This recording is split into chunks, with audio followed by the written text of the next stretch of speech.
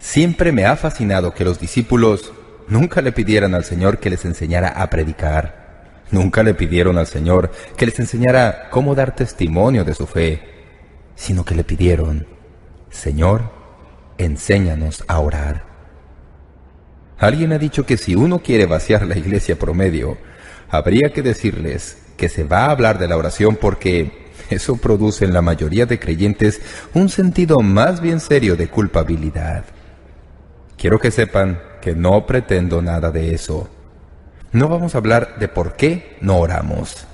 Vamos a tratar de descubrir lo que Jesús les dijo a sus discípulos cuando ellos les pidieron que les enseñara a orar. La hija de un ateo le dijo una vez a una amiga: «Me criaron sin ninguna religión, ni un ápice en toda mi vida, así que no creo en Dios». Luego añadió, lanzando un leve suspiro: «Pero el otro día, en un libro de alemán, encontré una oración en alemán, y si el Dios de esa oración todavía existe, pienso que podría creer en él». «¿De qué oración se trata?», le preguntó su amiga. La otra le repitió pausadamente en alemán: «El Padre Nuestro». El Padre Nuestro es en verdad una de las pruebas de la existencia de Dios. ¿Cómo podría existir un pensamiento tan sublime y hermoso de Dios y una descripción de la perfecta relación del hombre con Él, a menos que Dios realmente exista? No hay nada como esto en toda la literatura del mundo, en todas las religiones que miran en toda otra dirección. Pero aquí, en esta oración, hay un cuadro de un hombre y su Dios.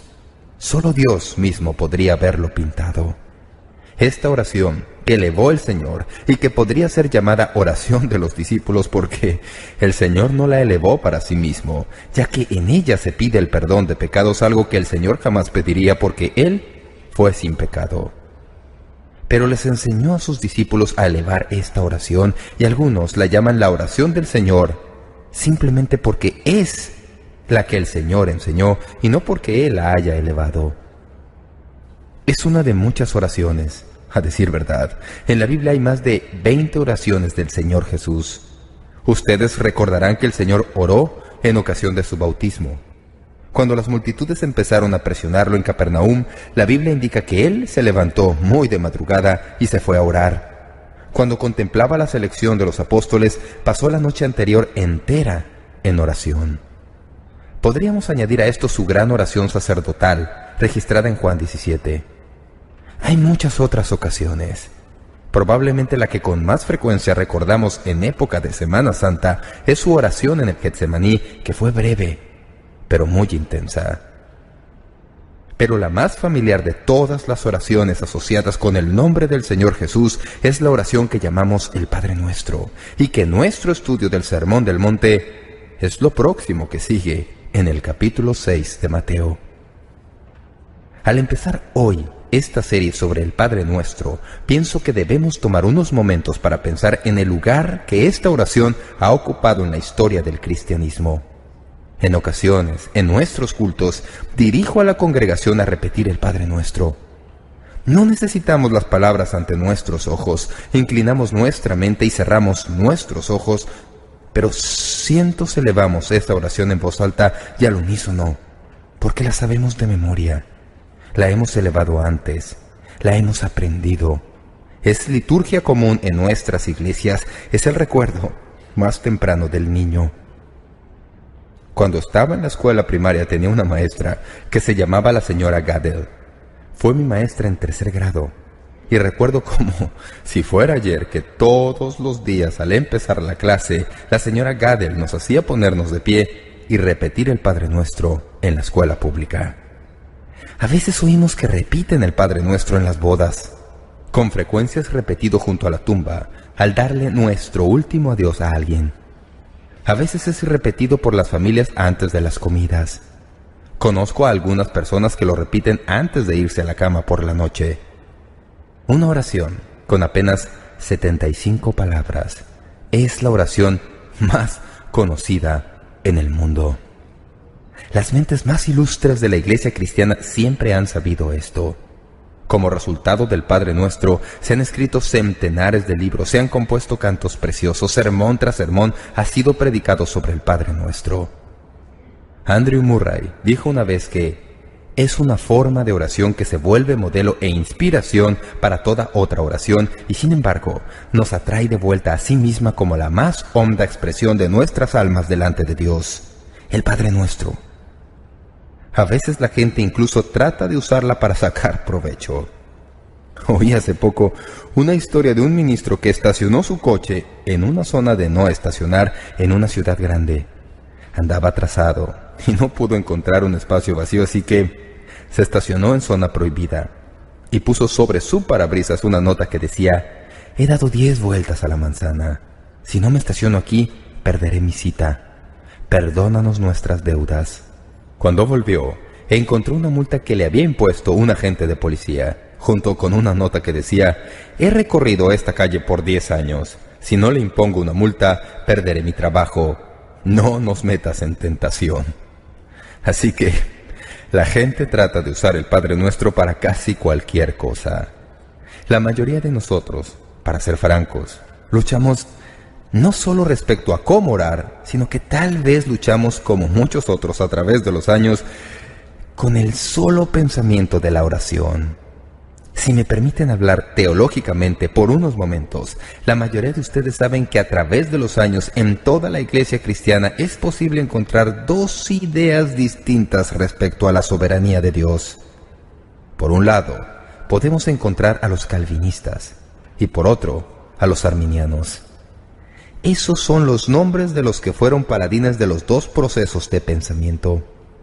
Los calvinistas dicen estar muy comprometidos a la soberanía de Dios. Dios está a cargo. Los arminianos se inclinan hacia el libre albedrío del ser humano, así que la batalla ruge. Algunos me han preguntado qué soy yo. Les digo que soy un calviniano. Recuerdo haber leído sobre George Whitefield y John Wesley. Whitefield era calvinista, Wesley arminiano. Una noche, después de un día agotador, los dos regresaban a la pensión donde se alojaban, ambos completamente exhaustos. Se prepararon para irse a la cama. Cada uno se arrodilló para orar. Whitefield, el calvinista, elevó esta oración: «Señor, te agradecemos por todas las personas con quienes hablamos hoy y nos regocijamos que sus vidas y sus destinos estén por entero en tus manos. Honra nuestros esfuerzos de acuerdo a tu voluntad perfecta. Amén». Se levantó y se metió en la cama. Wesley, que en ese breve lapso de tiempo ni siquiera había empezado la introducción de su oración, le miró desde el lado de su cama y le dijo: «Señor Whitefield, ¿es a esto a lo que le lleva su calvinismo?». Volvió a inclinar su frente y siguió orando. Whitefield se quedó en la cama y se quedó dormido. Como un par de horas más tarde se despertó y vio a Wesley todavía de rodillas junto a su cama. Whitefield se levantó, se fue a la cama donde Wesley estaba arrodillado y al acercarse encontró que Wesley estaba dormido. Lo sacudió por un hombro y le dijo: «Señor Wesley, ¿es a esto a lo que le lleva su arminianismo?». Así que el reto para orar está en algún punto entre el calvinismo, que dice que todo le toca a Dios, y el arminianismo, que a veces dice que todo depende de nosotros. Por supuesto, si todo depende de nosotros, una noche en oración es algo extremadamente largo. ¿En dónde está el equilibrio? ¿Cómo descubrir cuál es la parte de Dios en la oración y cuál es nuestra parte? Ustedes no podrán encontrar una mejor enseñanza que la del Padre Nuestro. Está en perfecto equilibrio. Nos enseña quién es Él y quiénes somos nosotros y cómo debemos acercarnos a Él en oración. El Señor nos ha dado algunas instrucciones preliminares. En Mateo 6:5 el Señor dice: «Y cuando ores, no seas como los hipócritas, porque ellos aman el orar en pie en las sinagogas y en las esquinas de las calles para ser vistos de los hombres. De cierto os digo que ya tienen su recompensa». Ya he mencionado que en la cultura judía oraban a las 6, a las 9 y a las 12. Los hipócritas solían planear su día de modo de que a las 3 de la tarde pudieran estar precisamente en la sección más llena de la población. Se detenían y, rodeados de toda la gente, levantaban sus brazos, elevaban oraciones floridas, conmovedoras, y la gente decía: «Vaya, qué maravilloso y consagrado debe ser este hombre». El Señor Jesús dice que cuando se ora no hay que ser así. Permítanme darles algunas instrucciones preliminares respecto a orar antes de darles un modelo de oración. Dice que no seamos como los hipócritas, porque la oración hipócrita se concentra en la posición en lugar de en la piedad. Había quienes gustaban de orar de pie en las sinagogas y en las esquinas de las calles, exhibiendo públicamente su piedad, tratando de ganarse la reputación de gran espiritualidad. Pero esa no es la manera de orar.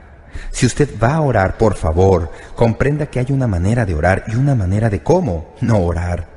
No sea como los hipócritas. La oración hipócrita se concentra en el reconocimiento en lugar de la recompensa. El Dr. G. Campbell Morgan, uno de los grandes predicadores de una generación pasada, dijo: «Los cristianos debemos llevar la Cuaresma dentro de nuestros corazones y una Pascua eterna de resurrección en nuestras caras». Lo que quería decir es que no debemos andar exhibiendo algo que no es cierto. Debemos siempre ser genuinos en la manera en que nos acercamos a Dios en oración. Para mí es interesante, al observar esta oración y al leerla con detenimiento, descubrir que el Señor se ha ocupado de cada uno de los retos para evitar la oración hipócrita. Por ejemplo, dice que entre en su recámara. Si usted entra en su recámara, no puede estar orando ante los hombres. Ha dejado a todo mundo afuera. El único que le va a escuchar es el único a quien debería estarle orando. Luego dice que ore al Padre, no a otros. A menudo la oración no va dirigida a Dios, sino que es una exhibición para la gente que está oyendo. Cuando usted entra en su aposento y cierra la puerta, el único que está ahí es el único con quien debiera estar hablando. Así se libera de toda tentación de hacer exhibición y de adoptar posturas ante los hombres. Ore a su Padre que está en secreto. Jesús dice cosas bien fuertes en cuanto a los hipócritas que elevan oraciones. Dice que no se haga así. Alguien ha dicho que muchos cristianos son como la gallina vieja que se va a un lugar secreto para poner sus huevos, pero que después, con todo su cacareo, anuncia dónde ha estado y lo que ha estado haciendo. El Padre Nuestro no es una oración egocéntrica. Usted tiene que llegar hasta la mitad de la oración antes de pensar en sus necesidades.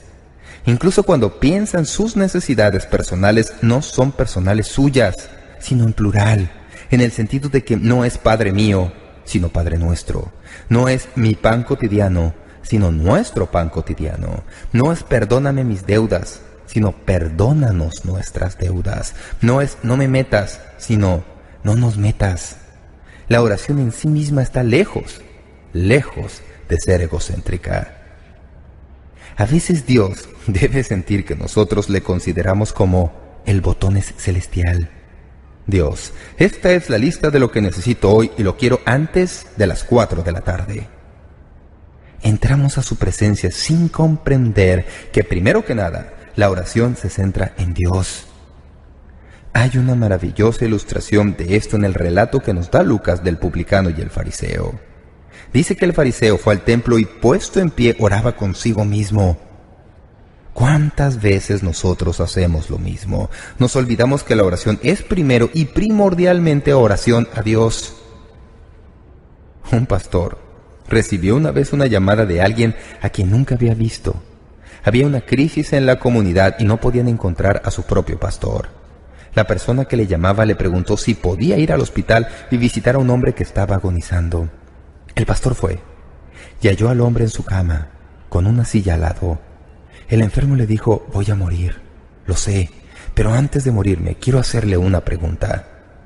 Tengo que hacérsela a alguien. Hace unos años estaba luchando con mi vida de oración y alguien me dijo que me serviría si recordara que la oración es una conversación íntima con Dios. Me sugirió que colocara una silla en donde iba a orar y que me imaginara que tenía una conversación con el Señor Jesús y que el Señor estaba sentado en esa silla. Así lo he estado haciendo. A veces, aquí en el hospital, oro por más de 1 hora, recordando que Jesús está ahí. ¿Está bien hacer esto?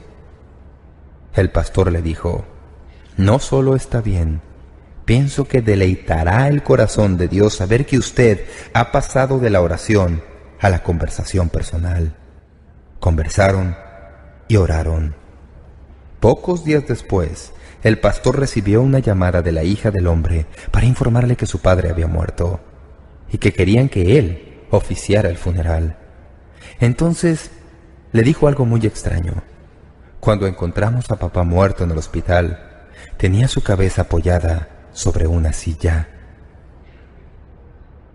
El hombre había llegado a comprender lo que es la esencia del Padre Nuestro, que la oración es conversar con el Padre Celestial, conversar con el Señor. Es una relación personal.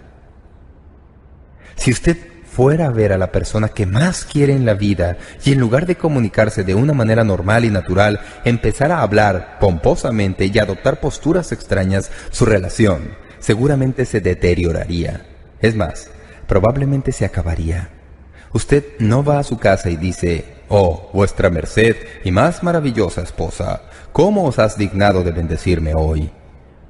No estoy tratando de hacer burla. La oración es íntima y personal. Es una relación personal. Dios quiere que nos comuniquemos con Él. Luego el Señor Jesús dice: «Cuando ores, no ores como los paganos». Dice en el versículo 7: «Y orando, no uséis vanas repeticiones como los gentiles que piensan que por su palabrería serán oídos. No os hagáis pues semejantes a ellos, porque vuestro Padre sabe de qué cosas tenéis necesidad antes que vosotros le pidáis». ¿Cómo hacemos nosotros esto? A veces en nuestras oraciones usamos palabras como signos de puntuación. Cuando usted habla con un ser querido, no le dice: «Ahora, Diana, tenemos que ir de compras, Diana». «Sí, querida, tenemos que ir de compras, Diana». «Tenemos que hacerlo, Diana, y hacerlo hoy, Diana». A veces, cuando oramos, usamos las palabras Jesús, Padre, Señor, como signos de puntuación. Suena como rezo. Dios quiere que hablemos con Él de la misma manera como hablamos con las personas que más queremos en la vida. Dios anhela esa clase de relación personal con los suyos. A veces oramos hipócritamente en nuestras iglesias con repetición y perdemos el énfasis. Al principio de mi pastorado ministré a muchas personas que venían de iglesias litúrgicas. Pienso que hay algo provechoso en la liturgia de muchas iglesias, pero uno de los retos de la liturgia, uno de los desafíos de un libro de oración, es que puede convertirse en algo de costumbre, en algo prescrito. En muchas iglesias hay un libro que tiene solo oraciones. En ese libro hay una oración para cualquier cosa que usted pueda necesitar. Alguien que era bueno para las palabras las ha escrito.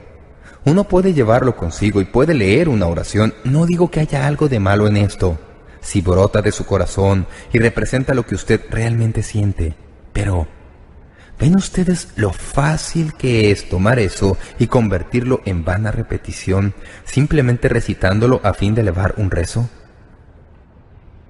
Hay gente que piensa que tiene que encender una vela y repetir una oración y que mientras la vela arda, la oración está siendo elevada a Dios. No hay ninguna evidencia de esto en la Biblia. Tal costumbre solo añade a la oración una dinámica de repetición y nos aleja realmente de la relación personal que Dios quiere que tengamos al orar. Dios busca a los que le adoran en espíritu y en verdad y anhela que usted converse con Él. Dios quiere que usted ore. Ore fervientemente e invóquele como su Padre Celestial.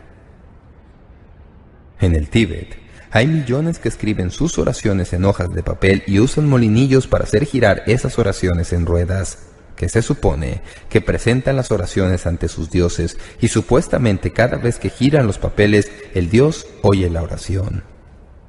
En algunas partes de Latinoamérica los indígenas hacen figuras para expresar sus necesidades, imágenes de maíz, cactus o niños.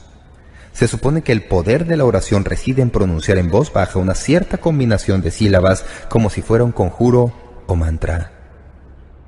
Alguien ha dicho que una frase llena del deseo del corazón es más preciada para Dios que una hora de ensayar palabras y frases sin ningún sentimiento sincero. Dios no quiere simplemente oír nuestras vanas repeticiones. Dios quiere comunicación. Dios quiere que oremos de corazón. Aquí tenemos una oración con 75 palabras en esta versión. Al estudiarla y ahondar en su significado, aprenderemos la mejor teología que jamás podamos aprender en la vida. Noten el énfasis en Dios en las primeras 3 peticiones: tu reino, tu nombre, tu voluntad. Luego note la segunda parte de la oración y su énfasis en la pobreza del ser humano. Danos nuestro pan cotidiano. Perdónanos. No nos metas en tentación. Líbranos del mal. En la primera parte de la oración todo es tú, tú, tú. En la segunda parte todo es nosotros, nosotros, nosotros. Dios tiene toda la gloria y todo el poder, toda la majestad. Y usted y yo tenemos todas las necesidades y deseos y toda la pobreza. Dios lo tiene todo y nosotros no tenemos nada. Es maravilloso poder venir con las manos vacías a aquel que tiene la capacidad de darnos todo lo que necesitamos. De eso se trata la oración. Eso es lo que esta oración les enseñará, y ustedes aprenden a orar según ella. Al avanzar en la oración descubrirán que es una especie del ciclo de la vida. Empieza con alabanza: santificado sea tu nombre. Pasa de la alabanza a las prioridades: venga tu reino, hágase tu voluntad, como en el cielo, así también en la tierra. Luego habla de provisión: el pan nuestro de cada día, dánoslo hoy. Luego habla de las relaciones personales: y perdónanos nuestras deudas, como también nosotros perdonamos a nuestros deudores. Entonces habla de protección: y no nos metas en tentación, mas líbranos del mal. Finalmente nos da una promesa: porque tuyo es el reino y el poder y la gloria por todos los siglos. Amén. El Dr. Reuben Torrey, quien ha escrito algunos de los mejores libros sobre la oración que todavía se publican, dijo que podía recordar el tiempo cuando pensaba que su vida de oración nunca alcanzaría el vuelo. Se crió en una familia cristiana, en donde se le enseñó a orar desde niño, como muchos otros nos hemos criado. Pero dijo que la oración era más cuestión de repetición y forma. No se pensaba en Dios, ni en un real acercamiento a Dios. Incluso cuando me convertí, sí, incluso después de que entré al ministerio, la oración era en su mayor parte cuestión de forma. He conocido a muchas personas así. Fue igual para mí por muchos años. Torrey sigue diciendo: un día me di cuenta de lo que realmente significaba la oración. Caí en cuenta que la oración era tener una audiencia con Dios, entrar en realidad a la presencia de Dios y pedirle cosas y recibirlas de Él. Ese darme cuenta de ese hecho transformó mi vida de oración. Antes de eso, la oración era nada más que una obligación, y a veces una obligación fastidiosa.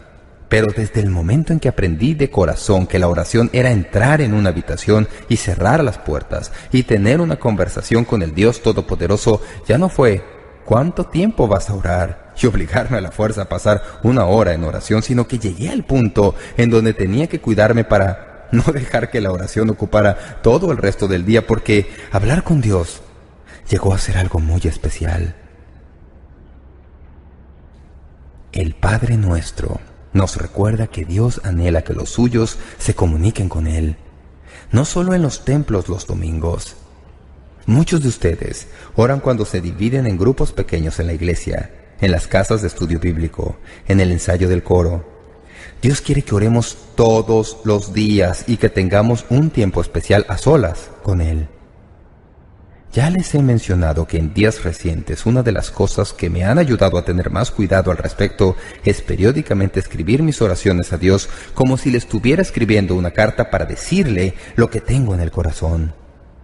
Descubro que cuando lo hago así, pienso con todo detenimiento en mis palabras, y así, ese tiempo se convierte en momentos muy especiales. Usted no podrá hacerlo todos los días, pero conforme estudiamos el Padre Nuestro, vamos a aprender cómo Dios anhela que todos nos comuniquemos con Él. Hay mucho en nuestra vida que podría ser mucho mejor si la oración fuera más que un factor. Muchos tienen problemas tan grandes, tan inmensos, que simplemente están por encima de su capacidad. Ustedes se dedican con tanto ahínco a tratar de hacerles frente lo mejor que pueden, que se olvidan del mejor recurso que hay. ¿Han oído alguna vez a alguien decir, pues bien, ya lo he intentado todo, así que lo mejor que podría hacer es orar? Siempre les digo que han quedado reducidos a la influencia más poderosa del mundo. La oración es ponerse en contacto con el Creador. Algunos que están escuchando esta serie de mensajes piensan, Pastor Jeremiah, esto es grandioso, me alegro de que usted hable sobre el Padre Nuestro. El Padre Nuestro es mi oración. La he repetido toda la vida. ¿Puede usted decir nuestro si su religión no tiene cabida para otros y sus necesidades? ¿Puede decir Padre si no demuestra esta relación personal en su vida diaria? ¿Puede usted decir que estás en el cielo si todos sus intereses y esfuerzos están en la tierra? ¿Puede usted decir santificado sea tu nombre si aquel a quien invoca con ese nombre no es santo para usted? ¿Puedo yo decir venga tu reino si no estoy dispuesto a abandonar mi propia soberanía y aceptar el reinado justo de Dios? ¿Puedo decir sea hecha tu voluntad si no estoy dispuesto o me resisto a que se haga en mi propia vida? ¿Puedo decir así en la tierra como en el cielo, a menos que verdaderamente esté listo para entregarme a su servicio aquí y ahora, a fin de que la voluntad de Dios se haga en la tierra como es hecha en el cielo? ¿Puedo decir el pan nuestro de cada día dánoslo hoy, sin hacer un esfuerzo sincero e intenso para ganármelo, o al ignorar las necesidades genuinas de mi prójimo? ¿Puedo decir, perdónanos nuestras deudas como también nosotros perdonamos a nuestros deudores, si sigo guardando rencores contra algún hermano? ¿Puedo decir, no nos metas en tentación si deliberadamente escojo seguir en una situación en donde voy a ser tentado? ¿Puedo decir, líbranos del mal si no estoy preparado para luchar en el campo espiritual con el arma de la oración?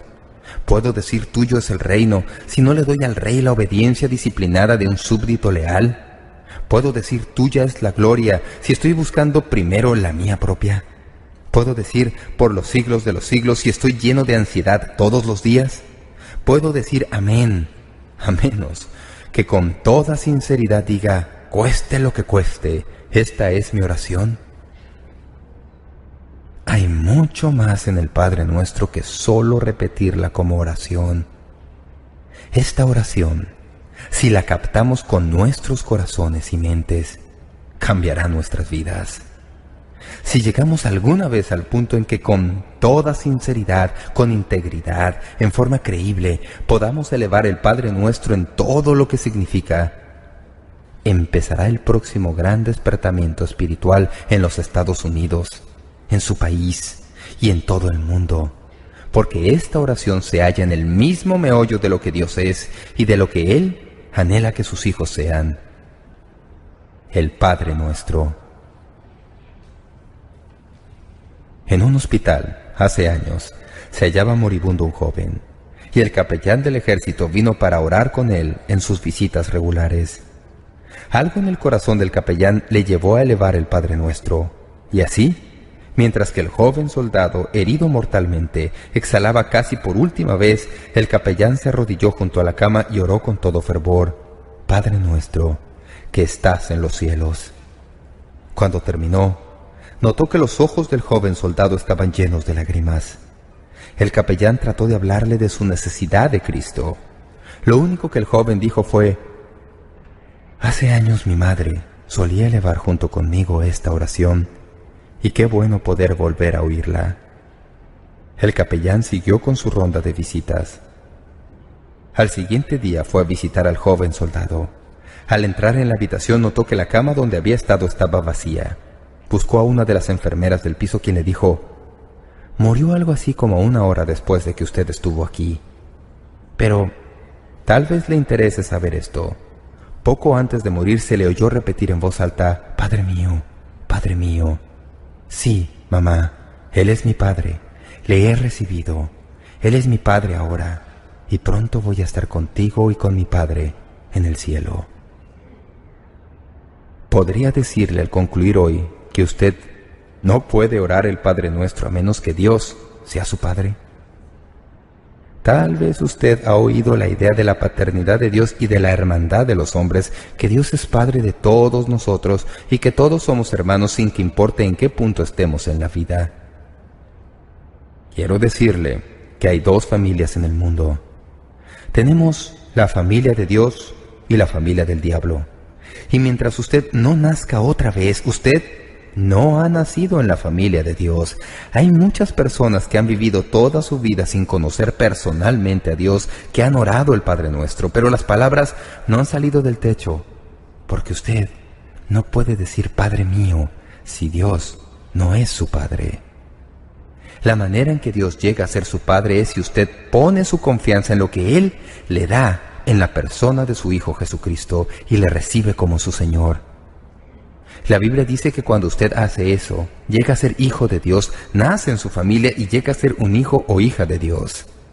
Si usted nunca ha nacido en la familia del Padre Celestial, entonces el Padre Nuestro no es para usted, no todavía. Pero hay una oración que es para usted y es algo así como esto: Dios, sé misericordioso a mí, pecador. Dios, perdóname mis pecados y dame la dádiva de la vida eterna.